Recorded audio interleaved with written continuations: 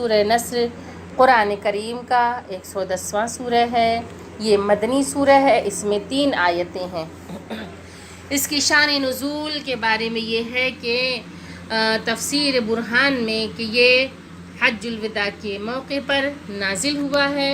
اور یہ سب سے آخری سورہ ہے جو سورہ توبہ کے بعد نازل ہوا ہے۔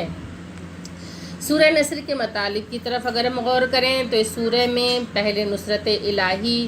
پھر فتح و کامرانی، اس کے بعد اسلام کے نفوذ و وسعت اور لوگوں کے اللہ کے دین میں گروہ در گروہ داخل ہونے کی بات کی گئی ہے۔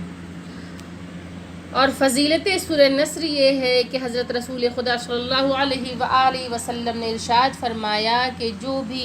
اس سورہ کو پڑھے گا وہ یہ سمجھے کہ گویا فتح مکہ کے وقت وہ حضرت محمد مصطفیٰ صلی اللہ علیہ وآلہ وسلم کے ساتھ تھا۔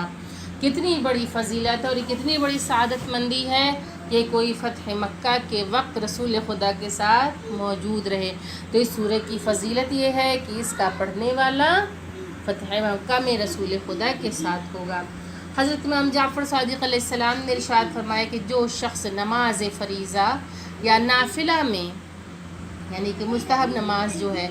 جو نفل ہے، اس میں اس سورہ کو پڑھے گا تو اللہ تعالیٰ اس کے تمام دشمنوں کے مقابلے میں مدد کرے گا، اور جب وہ محشور ہوگا تو اس کے پاس ایک کتاب ہوگی جو بولے گی اس شخص کے عذاب جہنم سے امان ہے، اور یہ شخص اپنے کانوں سے سنے گا،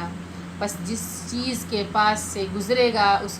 کو خوشخبری سنائے گی اور وہ داخل جنت ہوگا، اور دنیا میں اس کے لیے امور خیر کے دروازے اس قدر کھلیں گے کہ نہ کبھی اس نے اس کی تمنا کی ہوگی اور نہ کبھی دل میں سوچا ہی ہوگا۔